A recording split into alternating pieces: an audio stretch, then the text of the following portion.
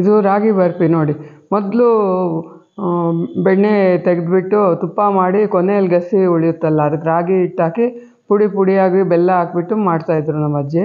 ನಾನು ಮಾಡೋಣ ಆ ಥರ ಅಂಥೇಳಿ 10 ದಿನದಿಂದ ಕೆನೆ ತೆಗೆದಿಟ್ಟೆ, ಸ್ವಲ್ಪ ಮೊಸರು ಹಾಕಿಟ್ಟಿದ್ದೆ. ಅದನ್ನ ಬೆಣ್ಣೆ ತೆಗಿಯೋದು ಮರ್ತೋಗಿ ಕೆನೆ ಬೆಣ್ಣೆ ಥರ ಕಾಣ್ತಿತ್ತು. ಹಂಗೆ ಬಾಣಲಿಗೆ ಹಾಕ್ಬಿಟ್ಟು ಕಾಯಿಸಿದೆ ನೋಡಿ. ಹೋಗಲಿ ಬಿಡು ಏನಾಗುತ್ತೆ ನೋಡೋಣ ಅಂಥೇಳಿ ಹಂಗೆ ಕಾಯಿಸಿದೆ ಕೆನೆನೇ. ಅದೂ ತುಪ್ಪ ಬಂತು. ಒಂದು 10 ದಿನ ಅರ್ಧ ಲೀಟ್ರ್ ಹಾಲಲ್ಲಿ ತೆಗೆದಿರೋ ಕೆನೆಗೆ ಒಂದು 75 ಗ್ರಾಮಷ್ಟು ತುಪ್ಪ ಬಂತು ನೋಡಿ. ಈ ಥರ ಕಲಿಸ್ತಾ ಇರಬೇಕು.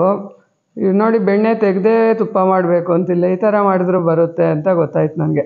ಇವಾಗ ನೋಡಿ ಒಂದು 5-6 ನಿಮಿಷ ಹಂಗೆ ಕಲಿಸ್ತಾ ಇದ್ದರೆ ಈ ಥರ ತುಪ್ಪ ಎಲ್ಲ ಮೇಲಕ್ಕೆ ತೇಲ್ಕೊಳ್ಳುತ್ತೆ. ಇದಕ್ಕೊಂದು ತೊಟ್ಟು ವೀಳ್ಯದೆಲೆ ತೊಟ್ಟು ಇಲ್ಲ 2 ಲವಂಗನೂ ಹಾಕ್ಕೊಳ್ಳಿ, ಘಮ ಘಮ ಅಂತ ಇರುತ್ತೆ. ಇದನ್ನೆಲ್ಲ ಒಂದು ಬಟ್ಲಿಗೆ ಹಾಕ್ಕೊಂಡು ಸೋಸ್ಕೋಬೇಕು.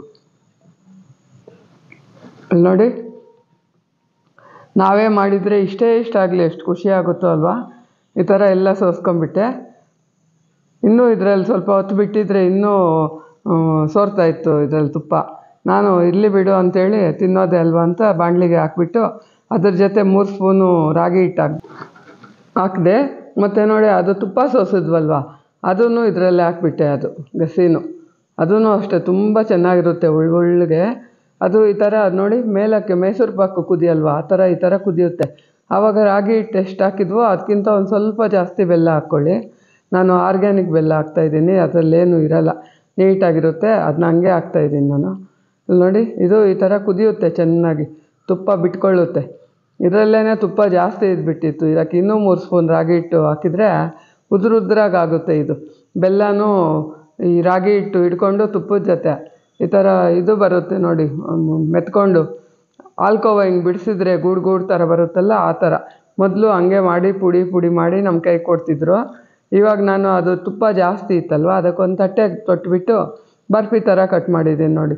ಒಂದು 4 ದಿವಸ ಆಯಿತು, ಇನ್ನೂ ಸಾಫ್ಟಾಗಿದೆ. ಇದು ಹೊರಗಡೆನೇ ಇಟ್ಕೊಂಡು ತಿನ್ಬೋದು, 1 ವಾರ ಇಟ್ಕೋಬೋದು. ಬರೀ ತುಪ್ಪನೇ ಇರುತ್ತಲ್ವ, ತುಂಬಾ ಚೆನ್ನಾಗಿರುತ್ತೆ. ಇಲ್ಲಿ ನೋಡಿ, ನೋಡ್ತಿದ್ರೇ ಗೊತ್ತಾಗ್ತಿದ್ದಿಲ್ವಾ, ಈ ಕೋವಾ ಥರ ಇದೆ ತಿನ್ನಲಿಕ್ಕೆ, ರಾಗಿ ಕೋವಾ. ನೀವು ಬೆಣ್ಣೆ ಕಾಯಿಸ್ಬೇಕು ಅಂತಲೇ ಇಲ್ಲ, ಹಂಗೇ ತುಪ್ಪ ಹಾಕ್ಬಿಟ್ಟು ಈ ಬರ್ಫಿ ಮಾಡ್ಕೊಂಡು ನೋಡಿ. ಸೇಮ್ ತುಪ್ಪ ಒಂದು 3 ಸ್ಪೂನು, ಒಂದು 5 ಸ್ಪೂನು ರಾಗಿ ಹಿಟ್ಟು, ಒಂದು 5 ಸ್ಪೂನ್ ಬೆಲ್ಲ ಹಾಕ್ಬಿಟ್ಟು ಎಲ್ಲ ಚೆನ್ನಾಗಿ ಕುದಿಸಿ ಬರ್ಫಿ ಮಾಡ್ಕೊಳ್ಳಿ. ಈ ಥರ ತುಂಬಾ ರುಚಿಯಾಗಿರುತ್ತೆ.